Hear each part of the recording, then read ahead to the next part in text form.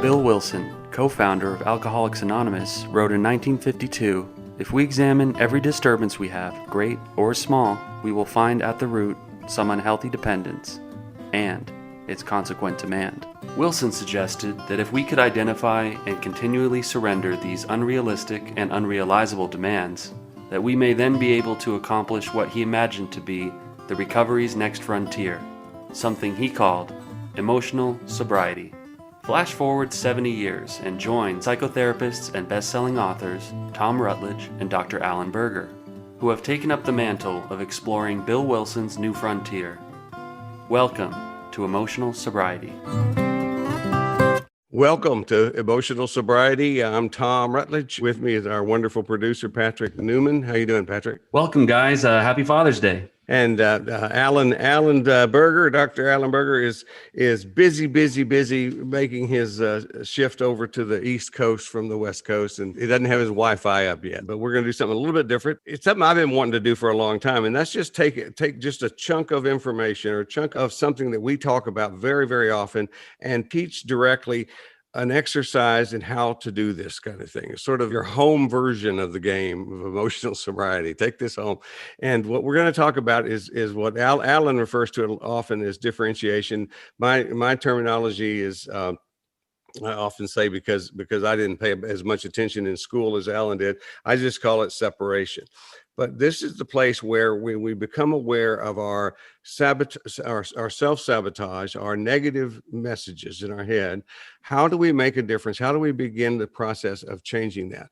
Because one of the main things that people often think or actually want is that they show up and they say, I want to get rid of this thinking. I want to get rid of this belief. And I always say there's bad news and good news to that. The bad news is we have no clue how to get rid of it. And the good news is that we don't have to. What we're going to do is we're going to change our relationship with that. We're going to change our relationship with whatever the message is. When I wrote the book Embracing Fear, that's based on the whole idea of changing your relationship with all of those fear messages. But in this case, we're going to just take one or two simple examples and show you how we go about doing that. And we do that in this what I call the intrapersonal change process by separating ourselves from our negative message or we call it a lot of different things, but a lot of times I call it the saboteurs. It can be an addiction message. It can be a self-condemning message. It can be, any of those negative beliefs that we have. And so, I'll tell you the best way that I know how to do this is kind of give an example of that. So would you be willing to be my guinea pig from the audience, Patrick? Ready and willing, Tom. Okay. always a willing sucker. I appreciate it. It's so give me a negative message that you don't have to be struggling with it now. It's just something that has been powerful in your life at some point where it's just a belief about yourself that you have needed at some point to change. Well, self-consciousness about a perpetually shitty haircut. Okay. So the message to yourself would be what? I hate, let's just say I hate my appearance and, I just, I feel very self-conscious about it. And I just have a very low opinion of my physical appearance, I guess. Yeah. You and I have had a conversation about that before. We share that in common. It's like, it's amazing how, and it has nothing to do with what we actually look like. It has to do with how that got set somewhere back in the past. Yeah. So that's a really good one to start with. So the idea is the first thing we're going to do is we're going to take that I message. Just turn it into one sentence, so saying something negative about your appearance. What? I hate my haircut. Okay. I hate my haircut. Okay. Well, all we're going to do is take that and we're going to turn this into we're going to change the problem definition. Basically, we're going to separate the message from you so that there actually is room for a Patrick to be there. So what we're going to do, and one of my clients calls this pronoun therapy. She says, so we're going to change it to Patrick, you have a crappy haircut. Okay. Hey, Okay. Patrick, So you have a crappy yeah, haircut. crappy haircut. Okay. So imagine now for just for a second that message, that culprit there is sitting, is it sitting to your right or your left? Which way would he He's be sitting sitting? to my right Okay. over Okay. there. So my left, and so as I look at you, is your my left and your right. Yep. Okay. It's and he says, Patrick, you have a shitty haircut or a crappy haircut. Hmm. It's and okay. So we've already made the separation. This may seem overly simplistic, but it's like we've made the separation, and now we've changed the problem definition, because the problem definition isn't that you have the message. The problem is not the message is you have a bad haircut. The problem is how it makes you feel, but also before that, how you respond to that, even cognitively. So when he says you have a crappy haircut, what's the first thing that comes to your mind? How do you respond as Patrick? I usually respond with, "Oh, I do, don't I?" Okay. All right, you do right. You come and what you're doing is you're coming in at exactly where people are most often, which is at what I call the yes position. It's like a lot of times when we ask people to separate from a message, if like, hey Tom, you're a piece of shit. It's like and so I learned to do that, and then I go, so what do you think, Tom? I go like, well, I agree. And people will go, I must be doing it wrong. It's like, no. As a matter of fact, it would be weird if after all these years of these negative messages coming, and you separated and you immediately had a different opinion. It's like, so remember, all we're doing to begin with is just changing the awareness so that we have a different problem definition. Now the problem definition, and this is the important part here, is not that the message exists, not that the message about your haircut or any of, for you or either one, about our physical appearance exists. It is that we tend to agree with those messages. That's what makes us feel better. The truth is, if somebody insulted us about something that we knew was not true, if somebody said to me, Tom, I don't like you because I just don't like Asian people, Hmm. I'm thinking immediately, that person doesn't see me. Yeah, we're So impervious to that. I'm right. I'm not. That's not. That's not a thing. But it's like the. But the idea here is we're agreeing with that. So if we are, God damn, Patrick, I'm having a hard time with this. Oh, I mean, so far so good, I think. You think? Yeah, Okay. yeah. Okay. I feel like I'm not doing good. I think I've been working with Alan so long, I've forgotten I can work on my own. Oh, I've been doing this for years. well, Now, so far we've got a clean line. So, okay, where would I go back? over my shoulder, Mhm. Okay. I'm agreeing with, Mhm. the negative Mhm. assessment of this Okay. voice, and Okay. so from there, what's the next? Okay. Okay. So that makes sense so far. Yeah, so far so good. Okay. Okay.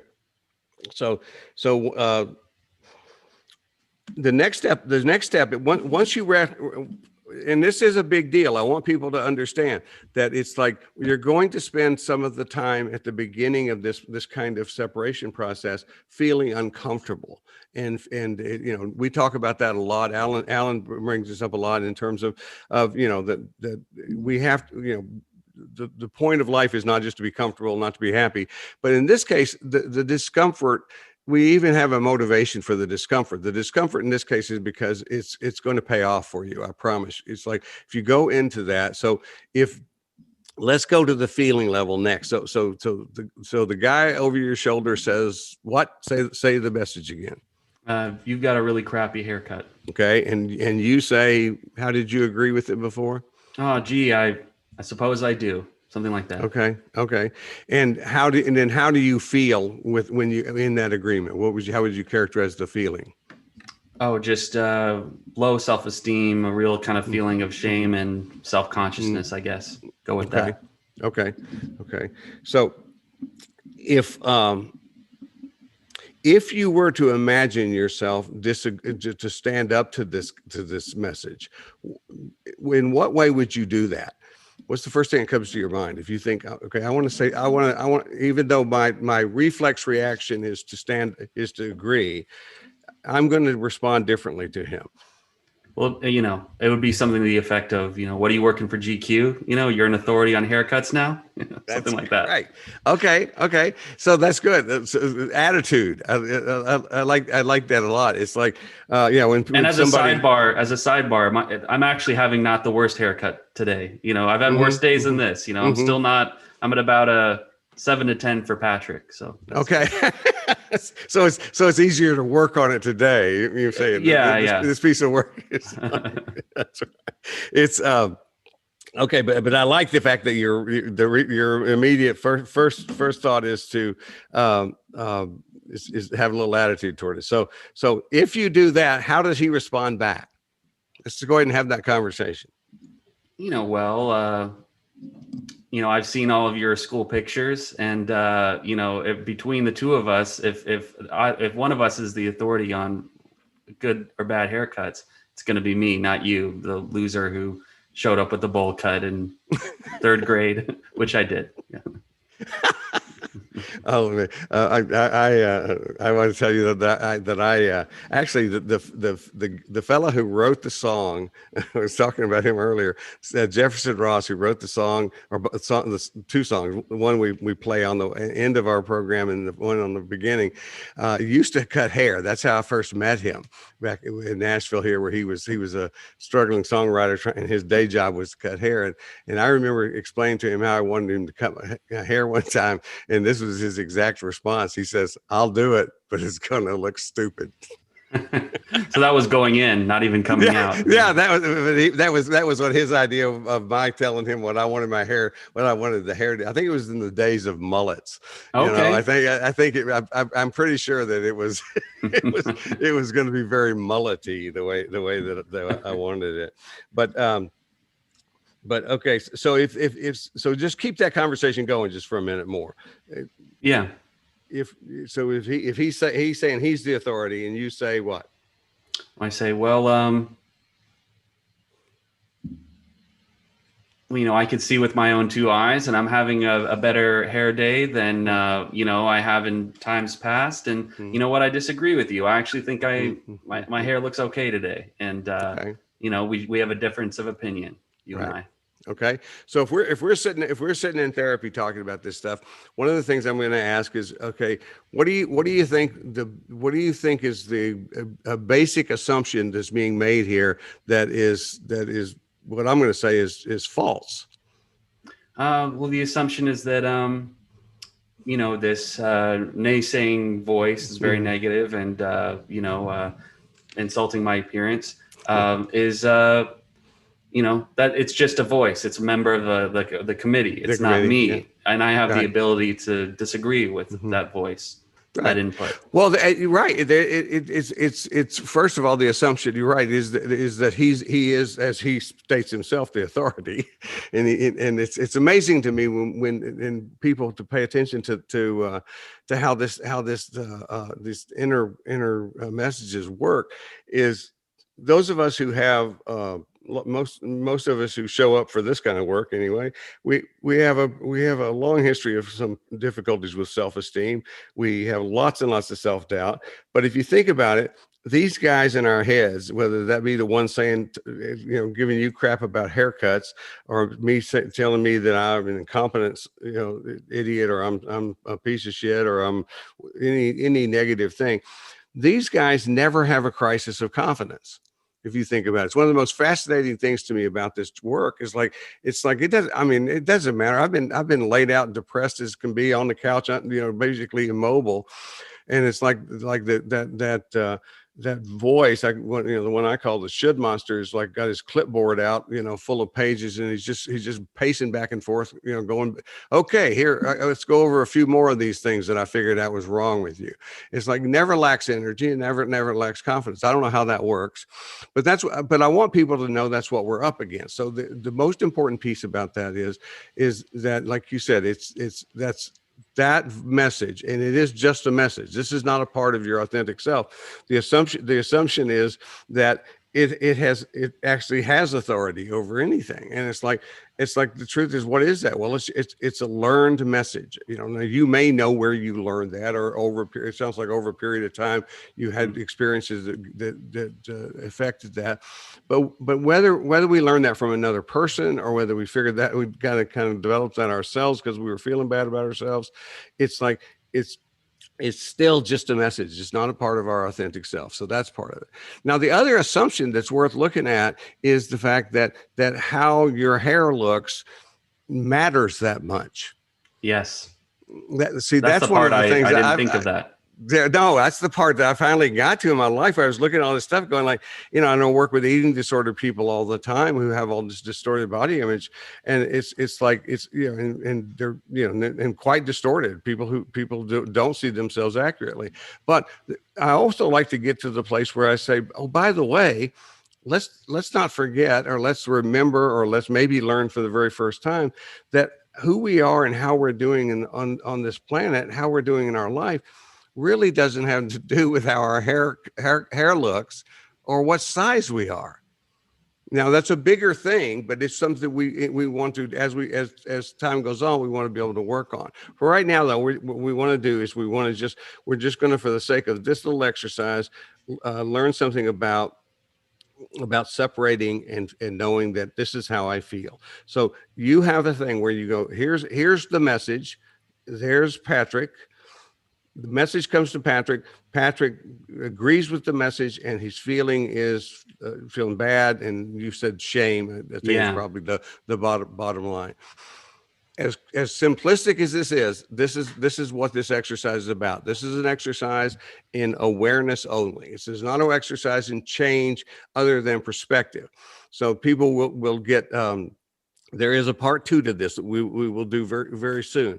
But I want people to know, as frustrating as it is, this is how you take this exercise and use it yourself. And I want you to, if it makes sense to you, I want you to practice. You take the negative message.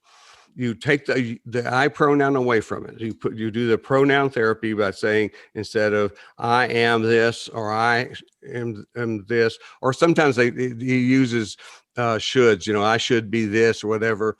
It's like, and imagine that in a position, somebody on the outside of you. I actually suggest, like I did with you, does it feel like if this was coming from another person? Would it be from your right or your left? Would it be behind you? I actually and I promise you, most people can place it immediately. It's like, was that hard for you when I asked you which side it was on? No, and it helps to physicalize the voice, and to not just have it be an abstract. Right. It makes a world of difference. And it's amazing how often, like in a workshop, I'll just say, if I have a circle of people in the room, I'll just say, close your eyes, listen for the message, and then think about where that message is coming from. Is if it's somebody that's behind you, in front of you, to one side or the other, and you kind of give them those suggestions. And then with all the people's eyes are closed, I say, just raise your hand once you know where it is. And it's like everybody's hand goes up. Usually a couple of people who we're going to find later in the workshop really like to overthink things. But it's like everybody knows. I don't know what that is, but I do know that it does make it more, it makes it more effective.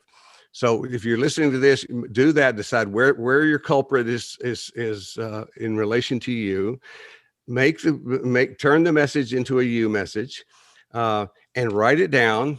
And then write down, your response. You can do this in 2 different ways. You can do this as a dialogue, kind of like you and I started, where it's like back and forth. But sometimes the easiest way to do it at first is just 2-column. I just call it 2-column journaling. Write the message for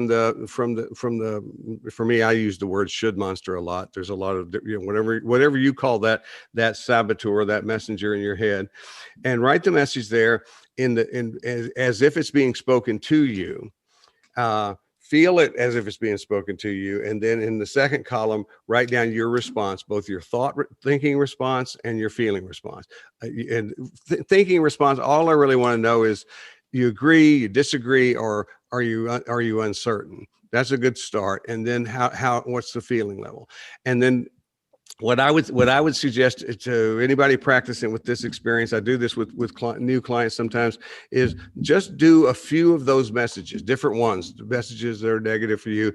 Write them down like that, and see what you find, and know that it is perfectly normal to be in agreement with these messages. Is to feel comfortable, to strangely feel comfortable with them, even though they make you feel bad. And what we're going to do for this exercise today is we're going to leave it right there. Going to leave you in the discomfort.